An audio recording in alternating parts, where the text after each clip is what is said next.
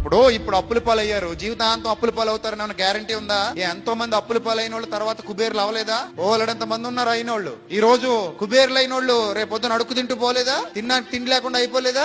ఓలడంత మంది ఉన్నారు. అందుకే పెద్దలు అంటారు బళ్ళు వాళ్ళు అవుతాయట, వాళ్ళేమవుతాయట, బళ్ళు అవుతాయట. పరిస్థితులు ఎప్పుడు ఒకలా ఉండవు, గుర్తుపెట్టుకోండి. చాలా మంది పరిస్థితులు ఎప్పుడు ఒకలాగే ఉంటాయనుకుని చచ్చిపోతుంటారు బుద్ధిహీనులు. వర్షాకాలాన్ని చూసి చచ్చిపోతే శీతాకాలం రాబోతుందన్న విషయం గుర్తుకు రావాలి నీకు. శీతాకాలంలో చలికి చచ్చిపోతారనుకుంటే ఎండాకాలం రాబోతుందన్న వాస్తవం అర్థం కావాలి నీకు. ఎండాకాలంలో వేడికి చచ్చిపోతారనుకుంటే వర్షాకాలం మరలా రాబోతుందన్న విషయం నీకు అర్థం కావాలి. లైఫ్ అనేది ఒక చక్రం, ఎప్పుడు ఒకలా ఉండదు. 9 నెలలు సంతోషంగా ఉండి 9వ నెల పూర్తయ్యేసరికి ప్రసవ వేదన అనుభవించి చచ్చిపోవాలన్నంత బాధ అనుభవించి తర్వాత పిల్లాడు క్యార్ మనగానే అన్ని మర్చిపోయేవాడిని ఎత్తుకుని ముద్దులెట్టేసుకుని నవ్వేసుకుంటుంది తల్లి. అంటే ఈ సమస్యలు, కష్టాలు, కన్నీళ్లు వస్తాయి, పోతాయి, ఉండవు.